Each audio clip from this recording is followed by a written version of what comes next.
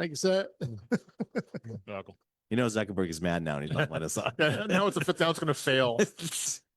All right, we're on. We're on. That's much better. Oh, no. Oh, no, that we're on right now. Hold on now. Hold on. Let me record this. Okay. All right, let me just check one thing, and I think we're good. I think we're pretty good. No more of the jokes. Well, maybe. Let's better break see. Aaron's record. Yes. No. Don't try to break Karen's record, please. I would like to keep my joke. All right. Okay. Guys ready? Yeah. All right. Right. So this is 1 week ago today. We had a major snowstorm. It prevented David from getting on a plane and coming to see us. Yes. We almost got away. We almost made it. We rescheduled it to today. We're so glad you all could make both of these things because you're really in for a once in a lifetime event. Mm-hmm. And that's why we also thanked Megazone for this, because this is all from his private collection that we get to do these whiskeys tonight. And enjoy it, because you'll never see all 8 of these unless, of course, you go to Megazone's house. But you'll never see all these together in a tasting. And I believe, David. Yes, sir. I believe this is the first time this has ever been done. As far as I know, and I could always be proven wrong, but I've never heard. You're of never this. wrong. I've asked your wife. She said she's never wrong. She says David's never wrong. Something like that. Yeah. But I've never heard of this before. I've certainly never tasted all of them together, and there are a couple of these releases I have never tasted. So, I'm one excited. for you, new for you. Yep. This is David Blackmore, by the way, the global ambassador extraordinaire. What else? You're in another level, you told me today. Ambassador for Moet Hennessy. And, yes. Right? Something like that. Something like that. Glenmorangie and Ardbeg. Yes. Globally, but mostly in the US. But yeah. Oh, no, not globally anymore? Yeah, globally. Oh, okay. Mostly. Like 80% of my time in the States. I live in Texas now, so. Yeah, I do. Yeah. Let's see. Yeah. Anyways. Oh, it was so tough when I couldn't get on that plane. I mean, I had to just hang out in Dallas, and it was 86. Yeah. Sorry. Yeah. The shovel. You missed the snow. Yeah, I know. No, but just because you were coming in today, we brought the cold weather in for you. Know, we rolled it out. So Exactly. it's like single digits today. Thank you very much. You're welcome. And of course, at the end of the day is Randall Bird for this week's episode will be played by Megazone and the days of our lives. All right. Megazone's down there. He is he's a member of the Lock and Key Society and a avid collector of all types of whiskey, who made this all possible for us today. So I hope you enjoy this tasting. Savor it, relish it. It'll never happen again. I would add, I think, Megazone, you're probably almost certainly the most rabid Glenmorangie fan I've ever met. So thank you for that. Possibly. Yeah. Probably. I don't think he meant that in a nice way. No, I did in a very nice way. He called you rabid. Rabid's a good thing, I think. As long as I keep giving the money, he'll be happy. Yes. Rabid's good as long as you didn't bite anyone. There you go. I brought a I gotta say, Megazone and I just 1 inch more away from you.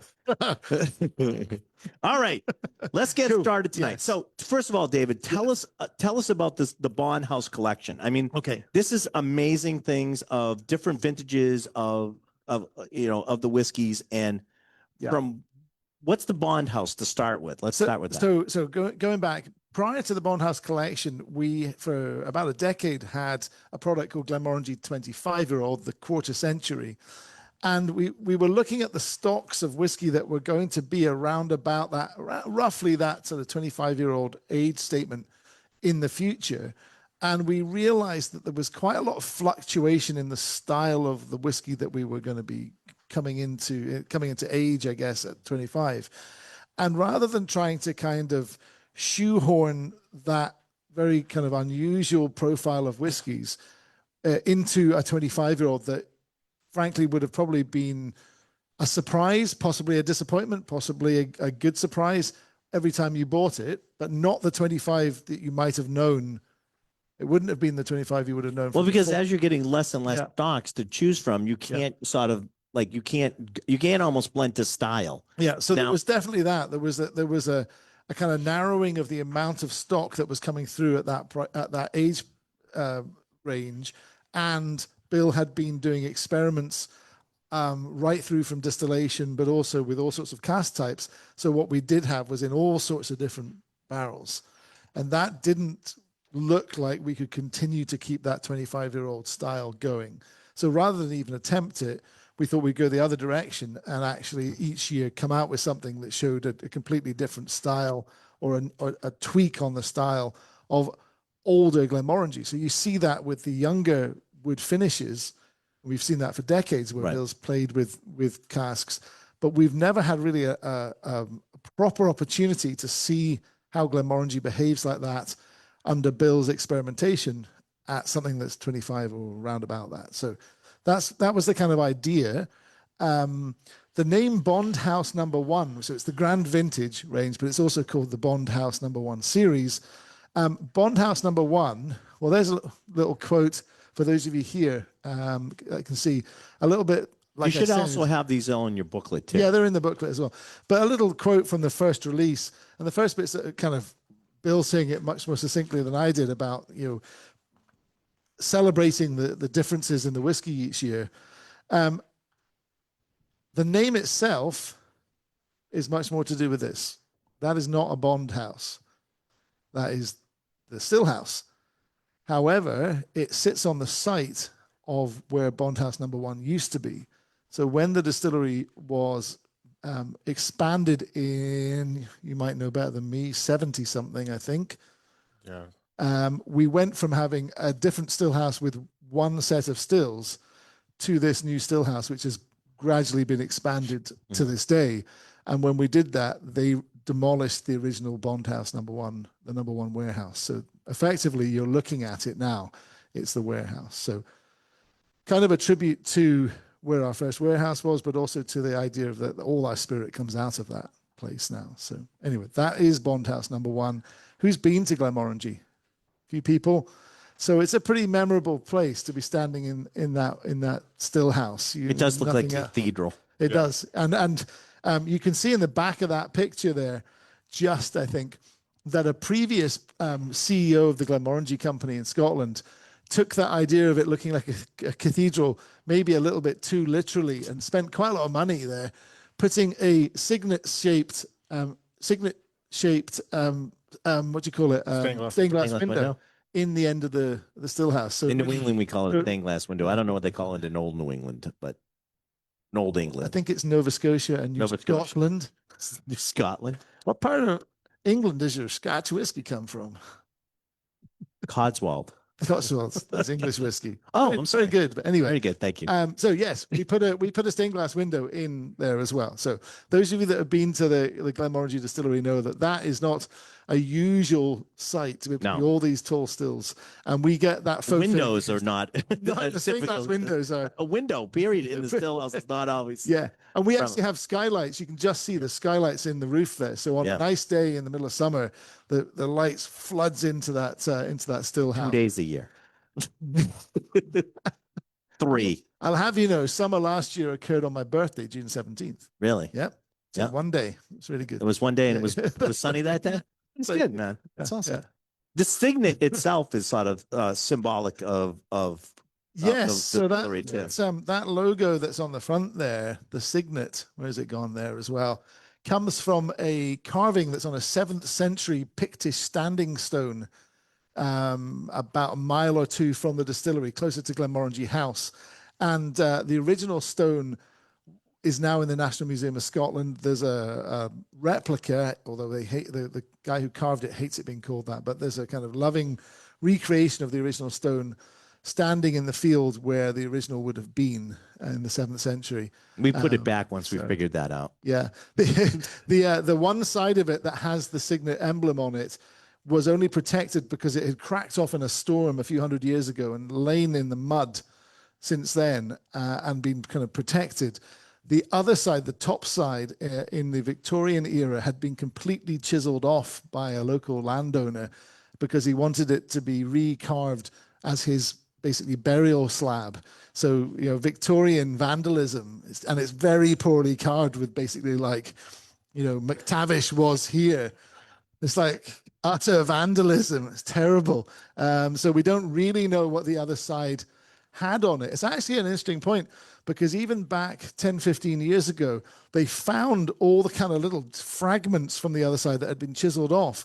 And they were trying to use supercomputers to try and they'd scanned every single bit. And it was online for a while where they were asking sort of crowdsourced people around the world or a supercomputer to try and fix it and figure it out. And nobody done it. But I bet you with the current advances, it could probably get done quite quickly. Awesome. I know a guy who may be able to help us. There we go. But yeah, so the other side, the one they would name a bottling after you. Yeah, there you go. Figure that out. Is that the winning contest? When they piece it together, it just says Megazone was here. Was here. You're a strange man. Anyway, so there you go. So the first release was, so what we've done. Yeah, explain how we're going to do this. The reason they're not in your order. Yes, they're not in vintage order because they weren't released in vintage order. We're doing it in the release order. So as if you we're going from. If you did what Megazone did, and you could, as you could get them, here's what they are. Which I felt like there were three ways of doing this, right? There was the way we've gone with, which is kind of logical, as if you were going back in time and as the whiskeys came to you, as we released them. So that's what we've gone with. We could have gone with chronological vintage order, i.e. the year that they were distilled, but that is pretty meaningless, actually. Right. And then the third thing, which was actually where I nearly went, talking to Dr. Bill, was, right, Bill, if you were doing a tasting, would you move any of these around based on flavor? And he said, yeah, but it doesn't really matter. So, right, fine. That gets even more complicated. We'll just do the order they were released in. And for me, that's kind of more interesting because you get to think about what was Bill thinking that year? What was he thinking the next year? It's the fact that these were different vintages probably wasn't really in Bill's head. It was, right, what whiskey do I want to release? What flavor profile? What does it taste good? What tastes good, right? Oh, it happens to be this year. Okay, fine, whatever. So you'll see the first one is 1990, then we go backwards to 89. Is there anybody else that would want to do it a different way? You could just move your glasses around. You could. You could. You can leave. You're wrong. Go now. Oh, now. Yeah, now.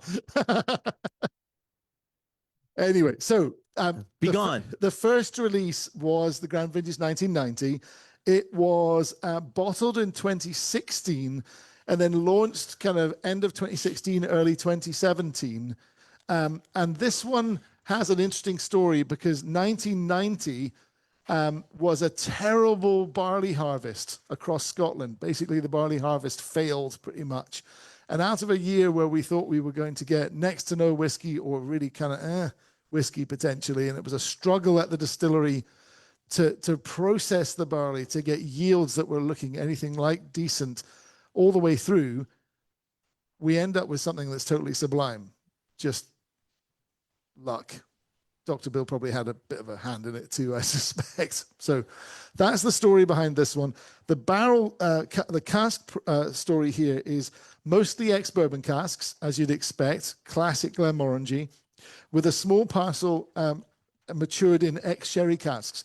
No details from Bill about the length of time for that maturation. It was a secondary maturation, though. This is it. There's no message at all. It's highly unlikely to have been a second parcel fully matured in ex-sherry. So it's probably almost certainly a second maturation, a second parcel finished in sherry. Okay. How long for? Right. I don't know. He doesn't tell. How much? Also, but it's a smaller portion with a period of time in sherry, and that's as much as you're going to get from Bill. Okay. Right. Bill's the word. He is. Bill's the word. We thought it would be fun to also kind of go back in time and think about and have a sip. Enjoy it. I'm going to talk about the taste in a minute, but I want you to taste it yourself. Save a little bit in case you want to go back and try it. Very good point. It's already gone. And this glass is for you to take if you'd like, but also if you want to drop each whiskey into it so that you can use a real glass, might be a fun thing. Yeah. The little lid here, you have to have a Scottish accent on and not get in trouble. This is called a phallach. Yes, it's called a phallach. Don't you try it. You're going to mess it up. Don't try it. He messed it up 3 times today before we started. So don't worry about it. It's called the hat. Yeah, it's called the hat. It looks like one of those little Scottish hats, It does. doesn't it? A falch bonnet. Yeah. Okay. No. You're gonna like. Okay, here it goes. All right. Right. No, it didn't do No, anything. no, You're no. good. Okay. So whiskey number 1, I'm going to pour a little bit into my glass. Quite light in color. We thought it would be fun to take you back to what was going on in each of these vintages. So 1990, rubbish barley harvest in Scotland, but this was a year German reunification. Think about the world then, very different. So right back to German reunification. The release of Nelson Mandela too, by the way. 1990? Yeah. Oh yeah, of course. So for me, the first thing that jumps out on the nose is something I am so happy to see in Scotch whiskey full stop when it's older, but really happy to see in Glenmorangie. Lots of tropical fruit notes still. Lovely floral notes in there. Oh yeah. It's so recognizably Glenmorangie straight away, right? Yeah, it's got that like really floral, heathery quality and sweetness. You know, that's Yeah. that's what I've noticed even a lot about the older vintages or older whiskeys too, is they still keep that characteristic of the distillate. Yeah. You know, even though I know we do some finishes and they do this or that, but the characteristic of the distillate still shines through. It's interesting because you would expect maybe that a light floral, somewhat delicate spirit like Glenmorangie's spirit might not do very well when it gets to this sort of grand old age. Now, speaking of that, where do you store these? Knowing that, do you know that they're going to go to 25 and you store them somewhere different, or do you start picking barrels and moving them, knowing that they're going to be probably they'll go for a longer period of time, and then you want to see what they. Is there some rhyme or reason behind that? There's probably not a lot of rhyme or reason until. Well, I know Dr. Bill, but you've met Dr. Bill. Yeah, yeah. He'll tell me after there was, but I'm just wondering. It really is there sort of like, you know, is there something that's tasted and you go like, okay, this needs to go longer, or will go longer? There's probably there's more the definitely question. some of that. Bill will be tasting samples, and if he thinks it's ready, or is at the risk of going over the hill, he will get it out of oak, because his probably biggest pet peeve of all when he's tasting his own whiskeys and anyone else's is overly oaked. Like he talks about like eating an oak sandwich. Yeah. And you think about that, like, an oak sandwich is going to be a fairly uncomfortable thing. It's the same thing, Mega. It's the same thing. I say, you know, sucking on a church pew. Yeah. But it's the same thing. Eating an oak sandwich, Yeah. I guess. I wonder if how he'd appreciate the whiskey that James found. Oh yeah. Megazone and I have had the I don't know if it's, we want to say the honor, but the experience, maybe more like Unique it. experience. The unique experience of drinking the oldest bourbon ever bottled, Okay. which was 44 years old. Okay. And yes, Everclear on a church pew would have been better. Interesting.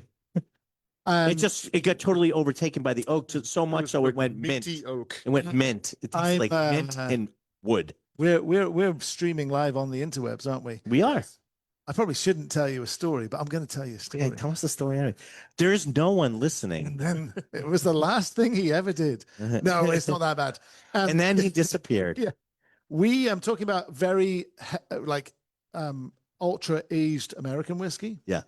We have a single cask of bourbon that was, I'm not entirely sure because it's so old. I'm not sure if it was filled in the States back then and then literally physically transported full to Scotland. Right. Or if the barrel went and the new spirit went and it got filled when it got to Scotland. I believe it was filled in the US and transported somehow to Scotland. And it's still in our warehouse at Glenmorangie. 2 summers ago now, I'd known about this barrel for a long time, and I'd never been able to find out if it still existed. And it was part of a barrel swap that we did back in the day. And so intriguingly, there was a cask of Glenmorangie that went to Kentucky as well. And I think that has been polished off at some point. Well, there's 2 things that could have happened to that. It could have been drunk or it could have been evaporated. Could be either. And that's the problem. But the Glenmorangie, the bourbon cask that's at Glenmorangie 2 summers ago, I think it was, maybe it was 3 now.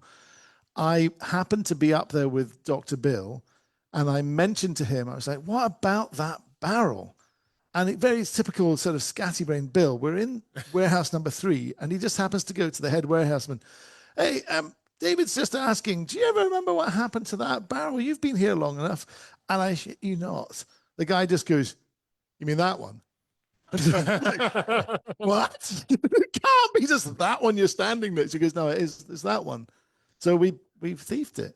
And it was, well, I'm no American whiskey expert, but I had somebody with me who professes to be, and they said it was the best, by far the best old American I bet you whiskey. the Scottish climate. Yeah, that's the difference. Colder climate. Yeah, the difference. Softer, Right. softer.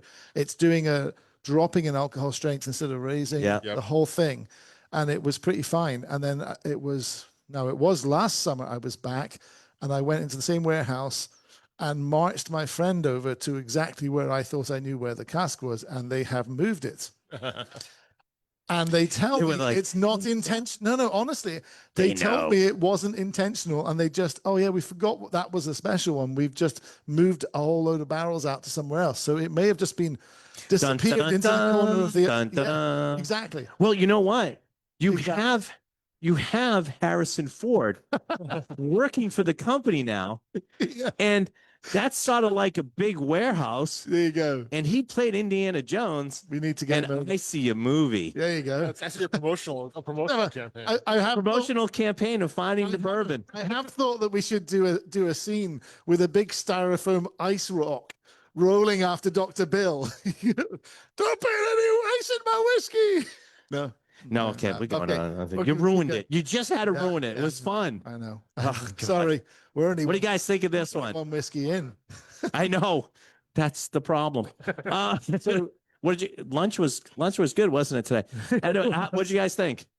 Pretty. Not bad. Not bad. Doesn't suck, right? He just gave you the New England seal of approval. New England seal of approval. Not bad. Lots of orange blossom for me. Classic orange blossom notes in there. Lots of citrus zesty notes.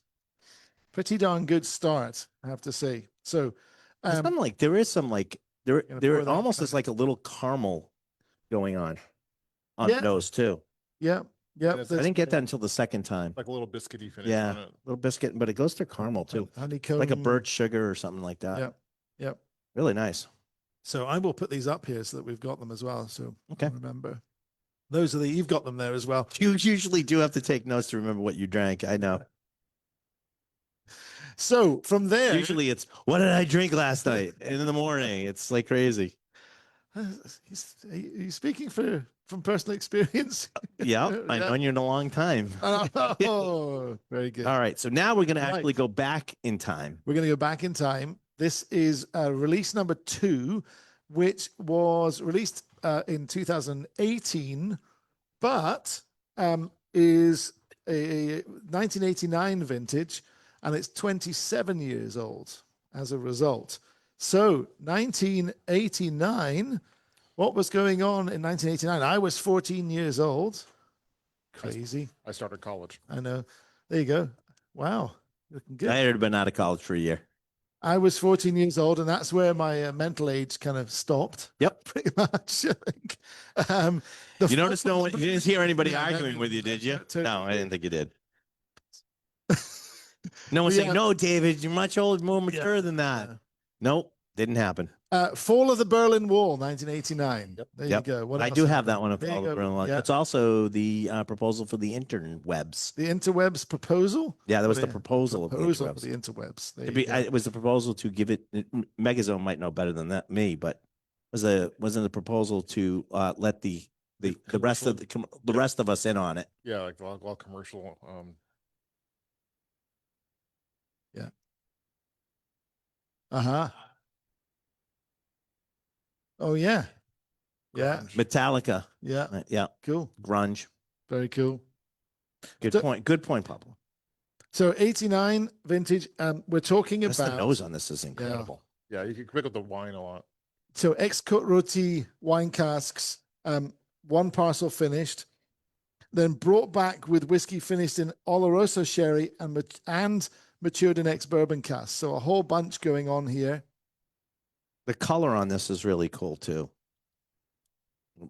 really gets that like brassy color to it too. I'm personally a big fan of Glenmorangie finished in red wine. Almost always, that's my kind of thing. I like that jamminess, the way that it layers the classic kind of fruit notes that you'd expect in Glenmorangie on with more of these kind of red fruit notes.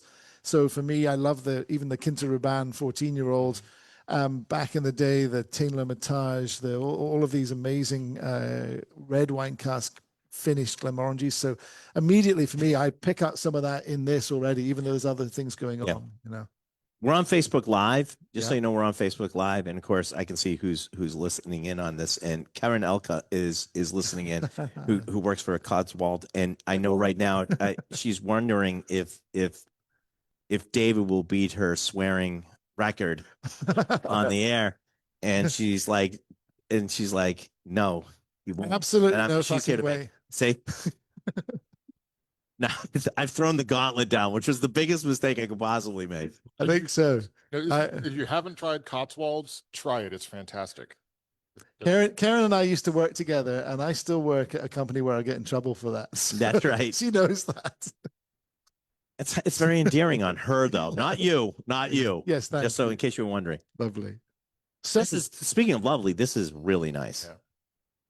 The tasting notes talk about like on the nose baked apples, but I'm almost getting like red, thick-skinned red polished apple or something going on there. It almost goes to delicious, red delicious. It's almost like baked apples, not there's a little bit of spice to it. Yep. Really good. This is by the way, this is one you could really delve into. Yeah. There's a lot going on in this whiskey that I can tell you right now. If you saved a little bit of this, I know you didn't, but if you saved a little bit of this, come back to this after a couple, because you're going to see a difference in the flavor profile. Nose it against the first one if you've got any left in there. That's Or just smell the empty glass if you didn't rinse it. I tell you what's amazing though, actually, is going back and nosing out of no offense, but out of this compared to this, isn't the nose just so much better in a tulip? Oh yeah. Wow. There's something that's showing up at the end on that too, on the finish that's really cool too. Well, I don't know if I noticed it here in the notes, but we often get this kind of Bill talks about eucalyptus or something slightly menthol minty note. Yeah.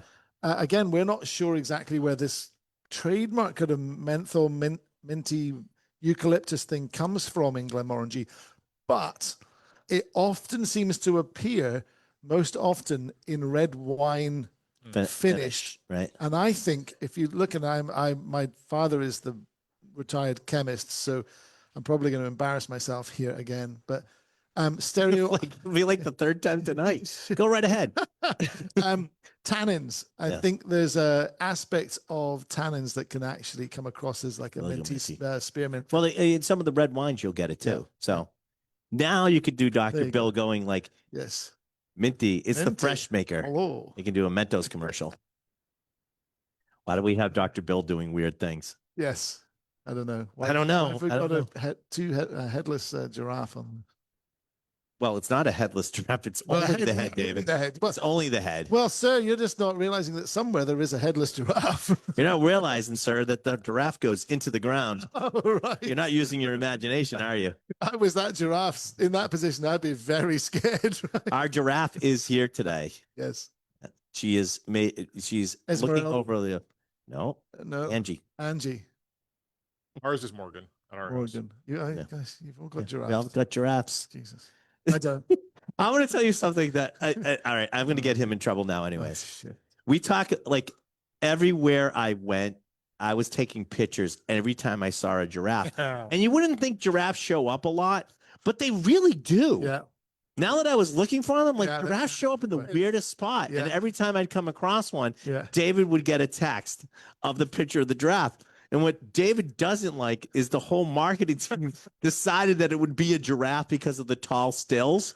I think it's great for one slide in an ambassador deck. But he said it got overwhelming. It only made more overwhelming by me sending him text pictures of all the giraffes I saw. When I was with Disney, it went nuts. Oh yeah. I'm sorry. It went nuts. Animal Kingdom and Dr. Bill had to stopped me one time. We were on a trip in Italy, and I had maybe been slightly overserved whiskey and wine. And we were at the end of a company event, and there were some giraffes, statues around. And I knew our then head of marketing, global head of marketing, was about to go off to bed, but he was like going having a cigar outside first. And I was all dead set on getting one of the statues of the giraffes and chopping its head off, and somehow getting into his room and putting a giraffe's head on his pillow. So you need to get like very Italian. They've done it with style. this. I know that, and Bill was like, no, don't do that. Too far. No, don't do that. Okay, here's the real problem. You've gone over the Dr. edge. Bill. There's a line. There's a line that you should not cross. Yeah. You've reached that line when Dr. Bill is the voice of reason. Because most of the time we're like, no, Dr. Bill, I don't think we should do that. When he's telling you not to do He it. sent me that a couple days ago. He was out in Boston. It's Giraffes everywhere. Yeah. He was dreaming about him. It was great. Yeah. All right. Anyway, right. So What do you guys think of that? That's great, isn't it? I love that one. it's a I don't know. I'm not sure if I have a favorite out of the two yet, because I really like the tropical fruit in the first one. I don't know. We have 6 more to go. Let's Yeah, see. well, probably. Has everyone got sleeping bags ready? Right. Whiskey number 3. And this is the first of the Grand Vintage range that was not readily available. Apart from it was travel retail, so airport stores and at the distillery shop, which, can I tell you, pissed a few people off who were trying to collect this. a little series. frustrating. A little frustrating, to say the least. Exhibit A, Megazone. Yes. It pissed me off too. I had a hard time getting this one. So here we are. I don't think I've ever tasted this one. Oh, wait a minute. I we think, go. no. Okay, you're No. good. Yeah. Yeah, What? they haven't stopped. Well, see, we found out that if we swear too much, we have closed captioning. Yeah. We found out that if it swears too much, it stops closed captioning. Because it has to do a little asterisk, Oh, all right. when you swear and stuff. Yeah. I'll be- Pissed made it. I don't know why that happened, but it did. It was okay. You've now told me this, and I want to just have it closed off. Let's see how I can. It's the greatest game ever. Yeah. Fantastic. Okay, so back to a And 25-year-old. has never heard from again.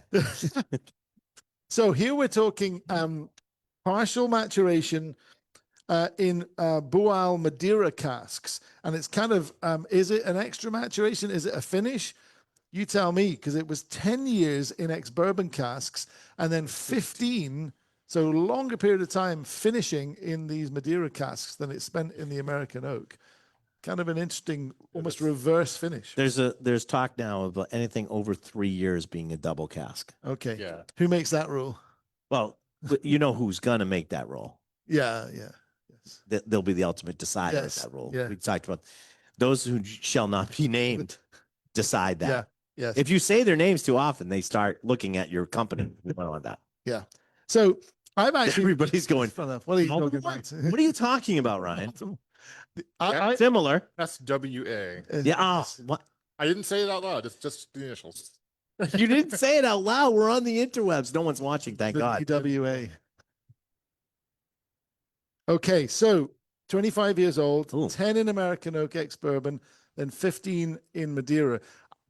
As just an aside, Madeira comes through on I've this. often wondered whether Bill or somebody should experiment in doing that back to front at some point. So start off in the Madeira cask or Right. port cask or whatever, And then go let it back. do its thing, and then put it in bourbon and see if it comes. Does it do the same thing? I Does don't it do know. the same thing? That's Nobody- what I know. That's what I'm saying. Does it Nobody do knows. this?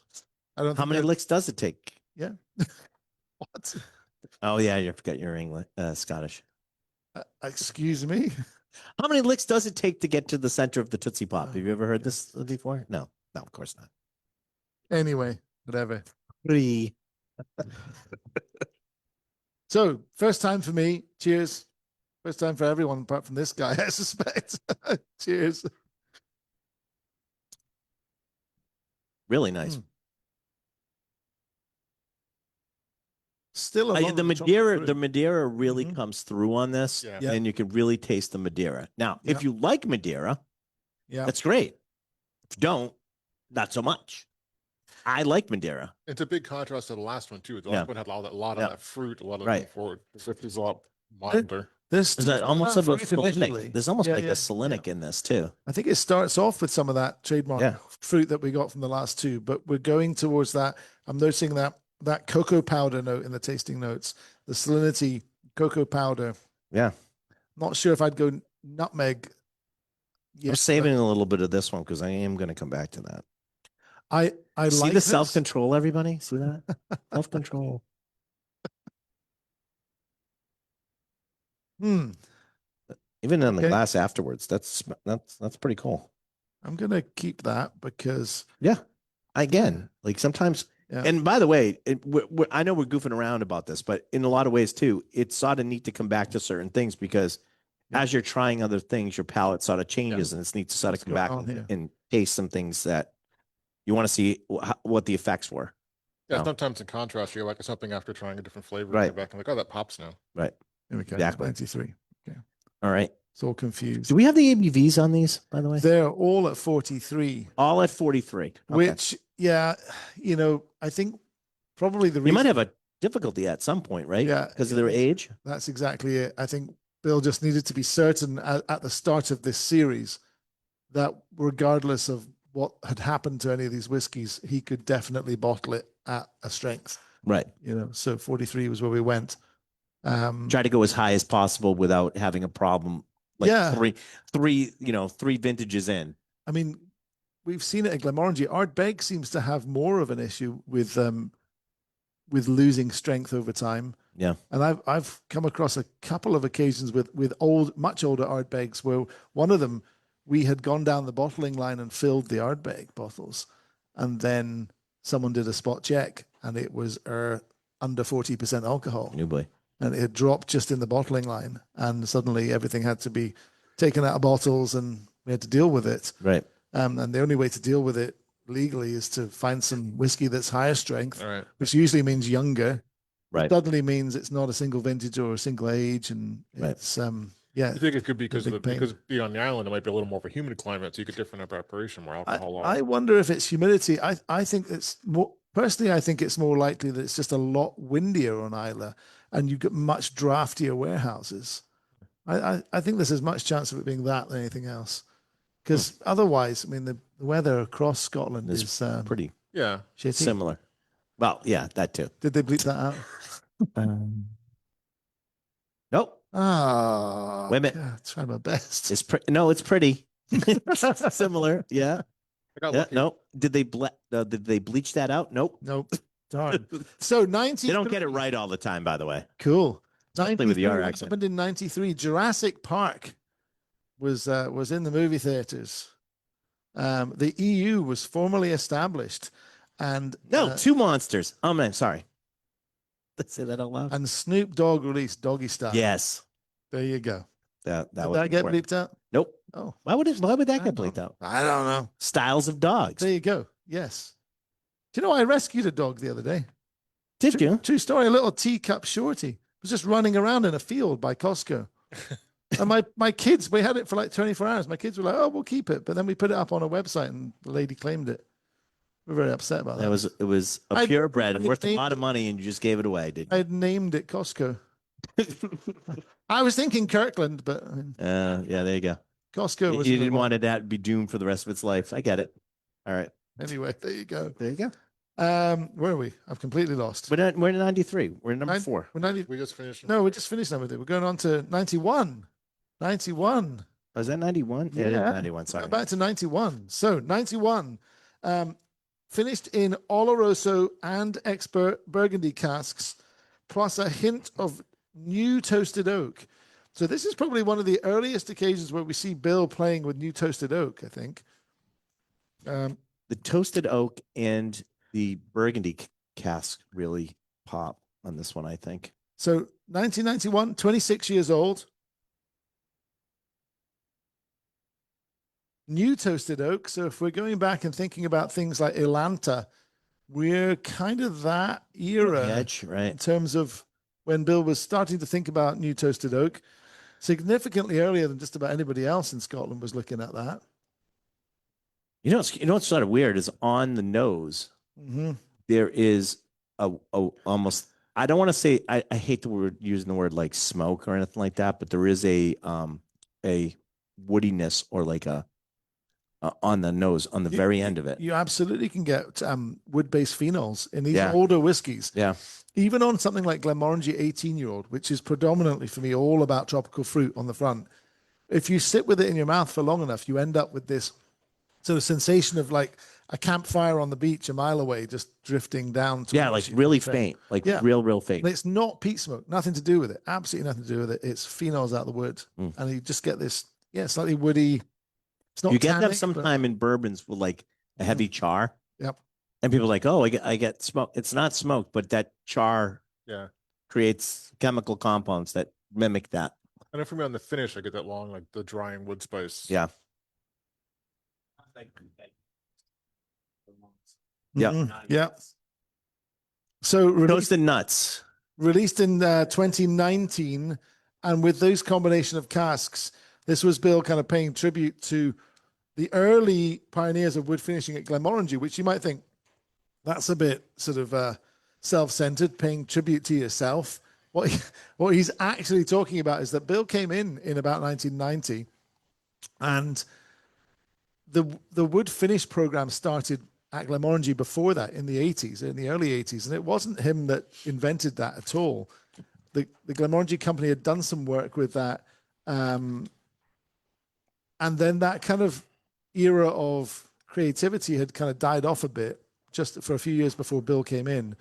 Bill certainly came in as distillery manager and realized what had been done and what had been neglected for a few years and really ran with it. And that's where Bill sort of made his name, I guess, in that sort of. So that was like, there's like the 91 port finish, there's the old sherry, the Fino sherry, the rum cask finish. Those bottles are all like from the 90s. Yeah. So they had to have been laid down before Bill joined. Yeah. Right. Well, I mean, of course, the finishing is only done the last couple of years, Okay. but yes, Bill, some of them precede Bill, some of them are Bill. The rum one is certainly Bill. Well, it was a finish though. It was a finish. Right. Yeah. What do you guys think of this one? 91. You like that? Just out of curiosity, just because we're through 4. We're just gonna sort of see where you guys are. 1990. You vote for your favorite. You can only have one. 1990. Yeah, that's nice. 89. Nice. 93. Yeah. Okay. 91. Oh wow. Very interesting. I didn't believe there were so many people who could be so wrong. Just takes one to know one. Yeah, well, what David voted for. What did you vote for? I didn't even pay attention. I didn't pay attention either. I didn't pay attention. I don't pay attention to myself. What are you, crazy? Ryan, I thought you told me your motto was vote early, vote often. That's Mr. Daly's saying. Right. So 4 down. So 1991. I've got down here that the interweb told me that this was the year that the interweb was made available. Yes, the other one was correct? the proposal. The proposal. Yes. 91 was the first time you could. They let us all on there. Let us all on there. Yeah. And then we had like dial-up service. Yeah. I think 91 is when the first ISP was established, which was in Boston. It was world.std.com, software tool and die. There you go. They were the first ISP. Cool. Was that when I was on, not Mosaic and all that stuff was shortly after that? It's a little bit after that. Yeah. David still has his AOL account, just in case anybody. I never had an AOL. It was an SOL account. Scotland Online. You know what SOL means, right? Yeah. Okay. Yeah. Yeah. It's not Scotland Online. We're going to get the internet one of these years in Scotland. Yeah. Going to be great. I'm just wishing for cell service, never mind the internet. Well, we have to get electricity. I mean, yes. Anyway, we did invent most of these things at some point. I'm like, I was calling my wife in someplace in Scotland. I'm like, can you hear me? Yeah, it's good, hey? Yeah. Fantastic. You have to hold it up or move it around and then find that one spot and then don't move. I remember taking an entire company call back to the US where I had to do that at Glenmorangie House before Bluetooth headsets with my BlackBerry with a headphone on a cable, standing like this in the rain for an hour, trying to listen to something my boss was saying. Things have gotten a little better there. I stayed there this past August. Oh yeah, Glenmore House is much better. Well, they have the interwebs. Yeah, they have Wi-Fi and Yes, indeed. That's where like Europe and stuff like that. We have a lot of cell towers and stuff like that. But like Wi-Fi itself I think is more prevalent in Europe. Like you can just jump on Wi-Fi everywhere. Everywhere. Yeah, very true. All right. Very true. Right. 1995. 1995. The DVD was invented in Japan in 1995. There you go. Can you imagine that? Life before the DVD. There's no travel retail. I remember my dad telling me in like when I was probably in like high school or so there, he say like, one day you're not going to have cable box, all that stuff. You're not going to have it. You're just going to like dial up on your phone or something like that. You're going to dial up on your phone and you're just going to tell them what movie you want and they're going to play it on your TV. Wasn't too far off. True. So I'm like, sure, Dad. Sure. That'll that's happened in 95. This was the other one that was a travel retail exclusive, by the way. This was airports only. I feel like you're like screwing with us with this, like the travel retail stuff. Yep. Just because there's nothing good sold in travel retail. let's be realistic about that. It hasn't been good for the longest time. Like if you don't have stuff like this in travel retail, what's in travel retail? I got my notes wrong there. Maybe these notes don't jive with those notes. So we'll have to do a double check of that. Yeah, the cask says it's the same as yeah. One of those is wrong, man. One of them's wrong. Can't rely on me to do anything. That's because you use like ChatGPT. You do your own work. And there are little booklets in the. We'll get those out in a minute. Check, but let's nose and taste. 23 years old. This is Margaux red wine. So the notes on the right where it says cask I've got that wrong. The finish and the cask are wrong. Yeah, but these are Margaux, which it should be. Got it. Chateau Margaux cask. Yeah. It's definitely a red wine finish. That's the correct thing up there. They don't know the bindings. It's weird. What does it say up here? Margaux red wine cask. You have it up right here. Oh, and it's the tasting notes that are wrong over here. Yeah, and this finish is the same as I think. Copy and paste the slide. Right. So the slide's gone wrong. Who messed that up? That'd be me. That'd be me messed that up. So ignore the second slide. Just look at that one. So yes. So this is ex-bourbon Oloroso cask, then finished in red Margaux. Correct. I don't think there's a white Margaux. Yes, there is a white Margaux. Yeah, that totally pops too. The first thing you get on the nose. I was like, it's not red wine. I don't know what is. Yeah. Has anyone? You must have the Glenmorangie Margaux finish. I do. That's a big red wine. Darn good whiskey, that one. Is that the one in the clear box? Yes. Yeah, I got that one. Yeah. I mean, honestly, at this point, if you ask, I probably all of it. I love the nose, the finish on the ending of the nose on this. Yes. Just really cool. Any thoughts, guys? What do you guys think? I like that one. Yes, no? Yep.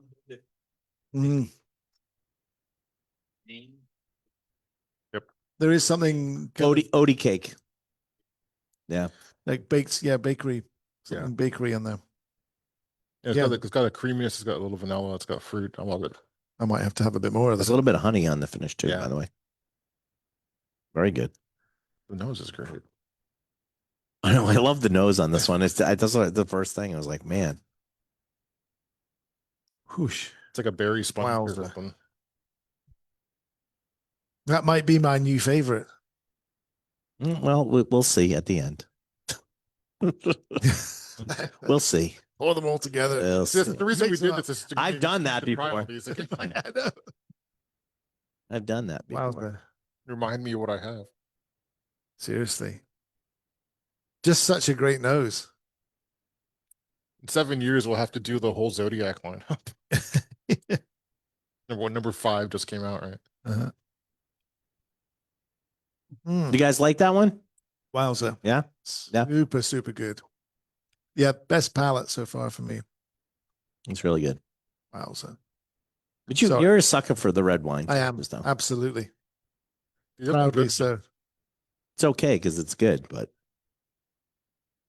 I mean, you've had the Pursuit of Passion collection, right? You must no, sir, I have not, and I am very bitter about it. Well, we can correct that later. Oh, really? Oh,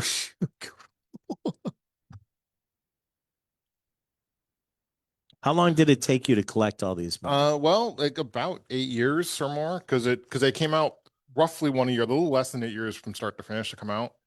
And so I started collecting, like trying to hunt them when they first came out. The travel retails took me long. Like I don't know if I got them exactly when they came out because I had to find a way to get them. Some of them I had to wait to show up at an auction site and then grab them because they weren't available in the U.S. But just started came out in 2016. And when the last one came out, that was 2022. 2022. So it was about 6-7 years between the first one to the last one, I guess. How did you not drink them in that span of time? Yes. I'm not a heavy drinker. You know this. And you've been to my house. How many bottles do I have? A lot. Yeah. I think that's what surprises a lot of people. Like if you you're like, oh, I collect whiskey, I have all this stuff, and I have all these bottles, and I have a lot of them open and stuff like that. And it goes, oh, you must just drink a lot. Yeah. No, not really. Yeah. Not really. I mean, a lot of the guys that really collect stuff and like it and they do it, like they'll try it all. Yeah. But okay, I've tried it. I mean, there's not like, well, I'm going to get to the bottom of the bottle. Let's go. I mean, I'm going to get to the point. Yeah. As my cousin would say, when I get to the point. Yeah, but the thing, if David does that a lot. I'm getting to the point, everybody. Let's go. If you drink the bottles all the time, you don't accumulate them. That's right. Yeah, exactly. You can't have a collection if you do it that way. All right.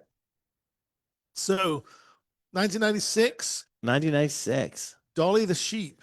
Scotland. Yeah. Scotland. Of all the things Scotland decided they needed to have a clone of, it was a sheep.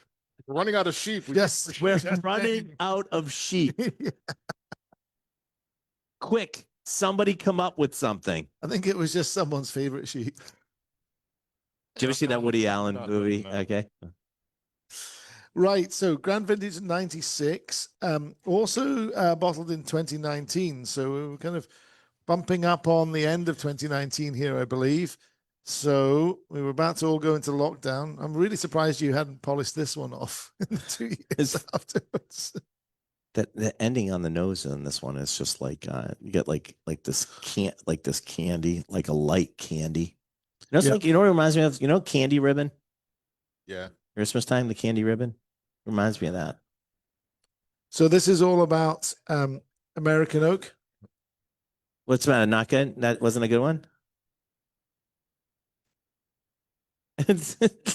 You know how we were talking about yesterday that some smells and stuff are good for people and other ones they're bad, but it's the same smell and they both smell it? That would be one of those. It's weird to have it happen in the same house, though. The opposite. It's all oak. Seasoned with bourbon. Whoa. What do you mean she doesn't need it? What are you talking about? Fancy Astar. Yeah. There's a husband and wife here. He doesn't like the candy ribbon and she buys it all the time. So there you go. It's good, right? It is good.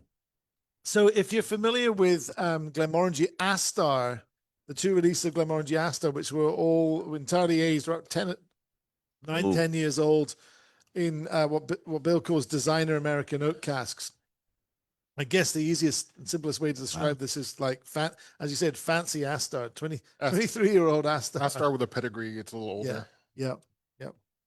This one's super, super interesting. Yeah. And all of a sudden you get like a Meyer lemon on that too. Yeah. Like that citrus really pops on that. I get a lot of the vanilla, like the. I didn't expect that from the nose. Yeah. But it's like, boom, citrus. Big time. Yeah. And that's the thing is you could leave this in New American oak for 23 years because it was in Scotland. Right. Like if this you couldn't do this with bourbon. Yeah. Yeah. Even the same distillate in that American oak in Kentucky, it would have been so well roped. Yeah. 100%. That's really cool. I like the way that it integrated very well too. You're right. The Meyer lemon kind of slightly saltiness on there. Yeah, it just sits right in the center of your tongue. Beautiful. So classic. There's such a classic Glenmorangie taste there.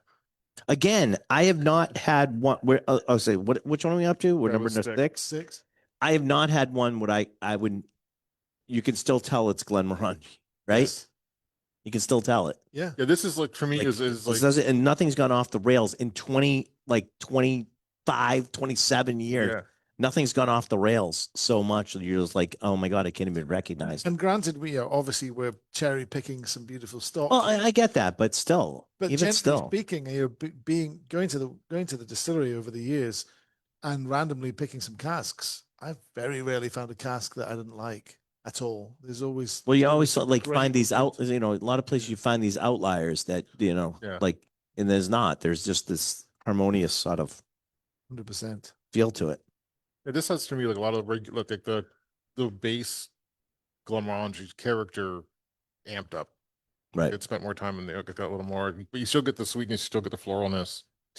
Are you more of a fan of that classic style, or do you like the finishes, or what's your... I mean, it depends on That's in the mood. yeah, I mean, yeah, because Yeah. sometimes I mean, honestly, my go-to for Glenmo for the longest time was Signet. Okay. Like I love the chocolate. Yeah. I know it's different, Yeah. but it appealed to me. But like the Pride 74, right? Is that Yeah, 74? just that one we Yeah, had? that's one. We had that one, didn't we? Is that what Yeah. you get for me? You Yeah. did. I- 74. Well, I have I've got well, I have all the Prides. I'm trying to know Yeah. which one, but I got a couple. Tasting. Yeah, but that I mean, there's some of the really older ones. I know there's a 50-year coming this year. There's a Glenmorangie 50 coming later this year, which I think since you spilled the beans on Sorry. the internet, I can say it now. But it's Just because Megazone says it doesn't mean you're supposed to go, well, you spilled the beans, so I have to deny that, sir, Okay. whether that's coming. I'm just trying to keep your job. I'm Because gonna you got a deny- lovely wife and 2 great kids. I'm just trying to keep your job. You could say, I can neither confirm nor deny that. I think that's what I said. You Yeah, misheard. Well, It's very much what Let me you rewind that right now. So, all right. He's safe because Dr. Bill did a Zoom tasting Okay. recently, and Yes. I said it in front of Dr. Bill, and he confirmed it. Okay, there you go. You only have to see the label is on the TTP Yeah. website. I know. Anyway, yes. But there are some other interesting Glenmorangie things and Ardbeg things coming this year, which I'm not. Oh, it's too late now. Don't try to brag. They're trying to flex now. Yeah. It's too late.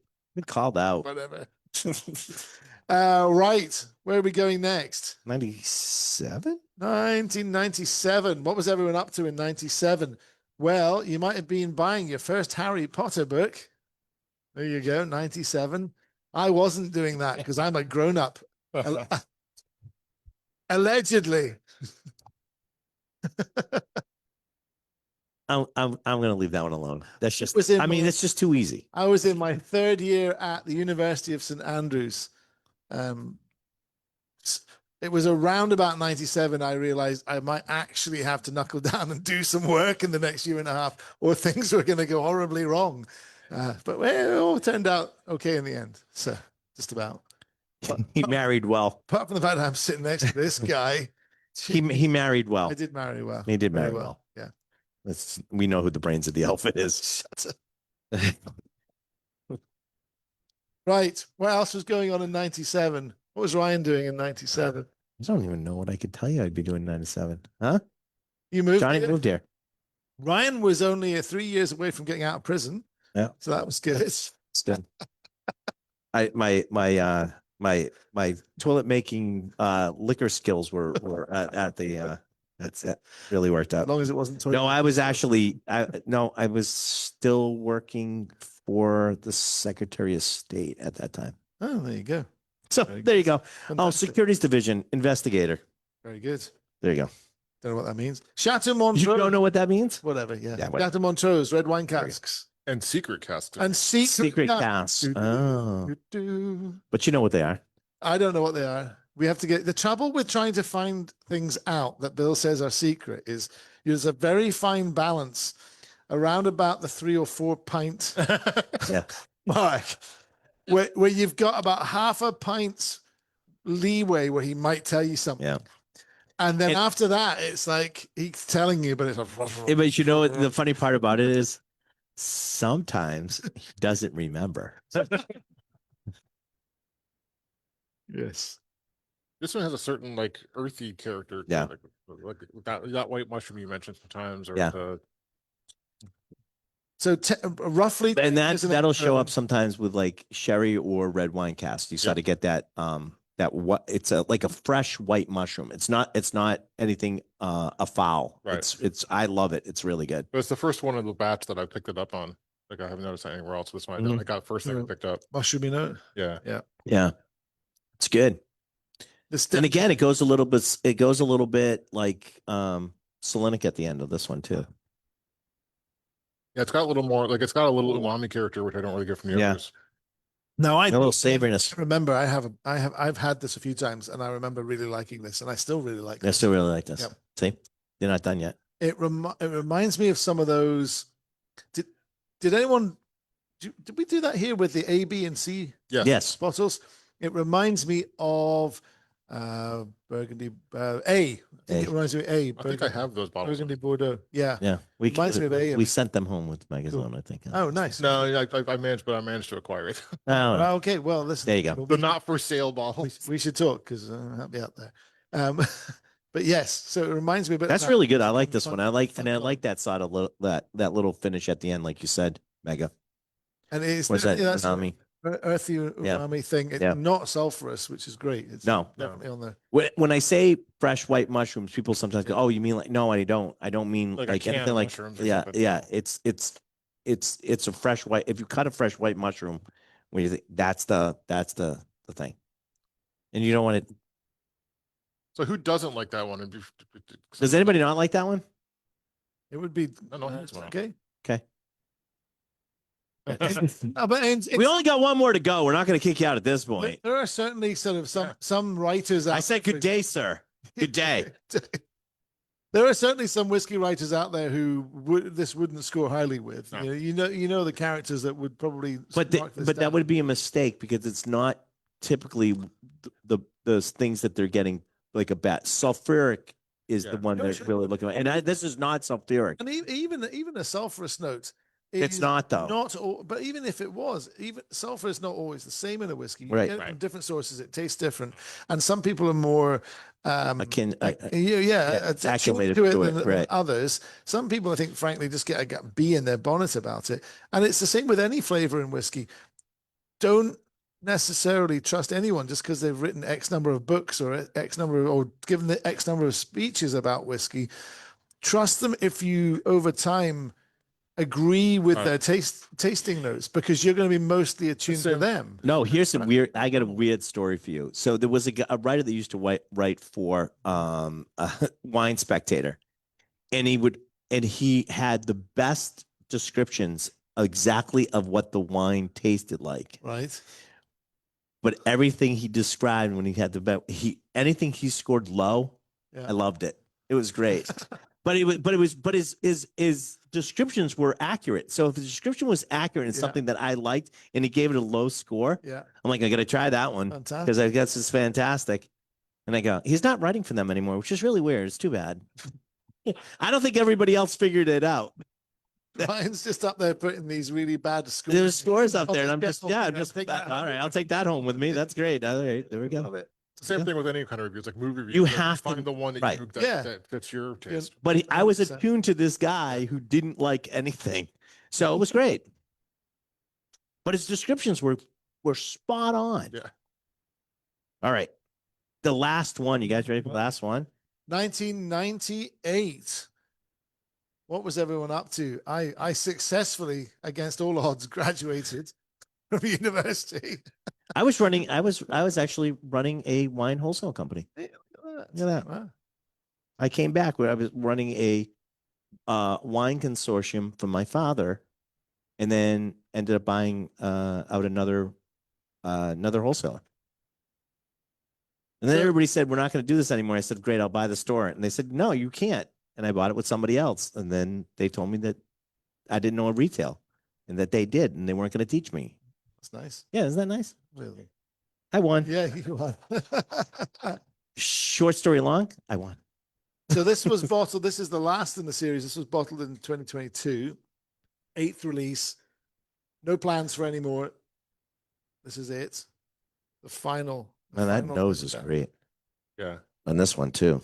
Yeah, because after this, they brought the Altus out, right? The 25 year came back as the Altus. Yeah. the wrong picture on here. What the hell's going on? Well, you had an extra week. I know. It's like you had an extra week, David. Christ on a bike. Actually, I think it's the same picture in several It slides. is. What on earth? Well. I'm waiting for him to blame the people that photocopied it for him. I'm going to blame the glass of whiskey I was drinking. Yeah, there you go. Time. That's probably more accurate. It was. It's very, very accurate. So you can take these books home. They make great kindling. They're fantastically great books. They're slightly sort of plastic coated, so Yeah, they'll burn. really well. Fantastic. So, yes, 98, 23 years old. Some new charred oak with new make for decades in there. Yeah, but there's a there's a red fruit or red candy at the end of this one too.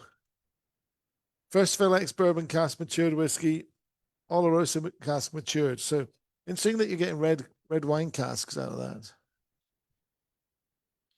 Yeah, I think the cask notes on this slide are wrong Really? because the 20s 97 was Yeah. Chartreux Montrose. But it should be the same. It's the same as on here. Because this is, according to this side, it's a hint of Oloroso Jesus. cask matured whiskey. So it's definitely got caught up. Great. That's why I think the picture and the cask description are from the previous slide. They are again. So actually, this has not only it has been put together wrong. Fantastic.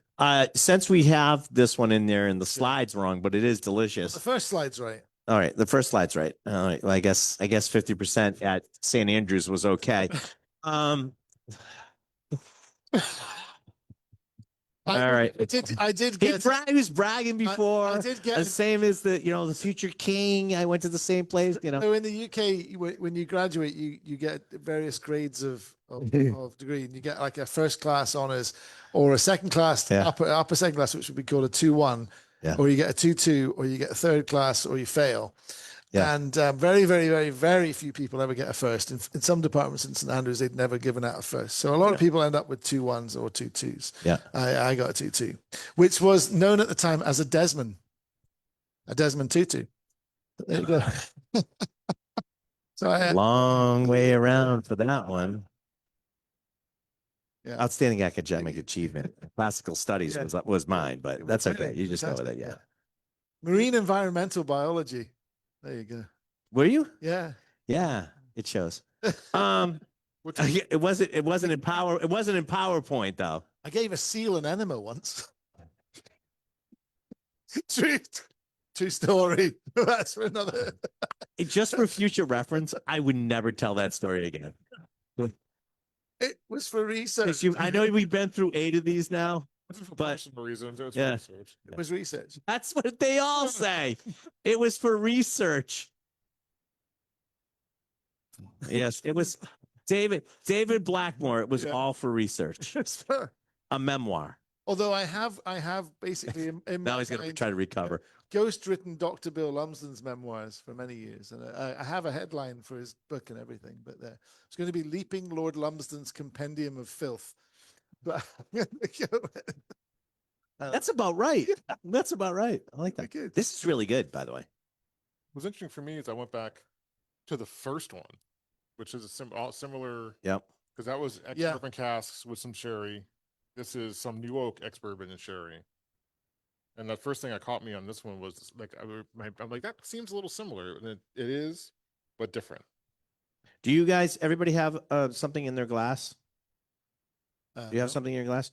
Great, because I'd like to make a toast.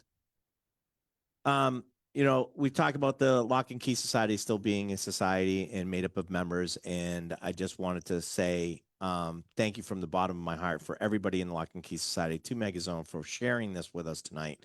It is truly an honor to be in your presence doing this. Thank you, sir. 1000%. Thank you. Thanks, Megazone. Thank you. And to David Blackmore. Fucking up the slides. I actually have something for you, Megazone. Little thank you. Nothing that fancy, but I'd like you to open this. It's a bottle of Glenmorangie Original 12-year-old. I know you've got just about every Glenmo ever. Okay. But I'd like you to open that up. This is so you jump out at me. This is the point where I Smirnoff ice him. No. That would be just so class if I did that. But anyway, so I know you don't have this. Flip it around. So there you go. There you go. So we changed the bottle. So we got a Megazone bottle, 1 of 1. 1 of 1. There you go. It's my second 1 of 1 bottle. There you go. And I'm going to tell you what's even Yes. better about that. I've never seen this man give away a bottle of whiskey in his entire life, Megazone. Where you are so generous, David is miserly with his whiskey. And I want to thank But I've now been seen giving away 1 bottle of That's whiskey, right. which is 1 more than he's ever given away. That's not true. That's not true. Slander. Oh, no. There are several people in this in this group have gotten bottles from me. Yep. So there you go. Have. Yeah. So there you go. Including Megazone. Okay, Yes. fantastic. There you go. Oh, there we go. Listen, And first of all, And then the tasting ended with a fight. I'm on the brute squad. 50%. 50% passing grade, St. Andrews. That's all I'm gonna leave. That's not I'm gonna leave it there. No, I'm just teasing. Hey, listen, I want to thank all of you for coming tonight, especially since we had to move this for another week. I want to thank David Blackmore for making arrangements to come to another night. Nice. He'll be doing a surprise appearance later on. I want to thank Megazone one more time. Thanks, sir. I want to thank everybody that's watching us on Facebook. You, by the way, this will end up on our YouTube channel, Oh, which is dear. it's the Liquor Talking. It's the Liquor Talking. Please subscribe to it. We're going to try to get all those. There's a QR code up there you can get. I want to thank everybody that's watching on Facebook. I'm glad you watched it. It was great, but you should have been here because it was awesome.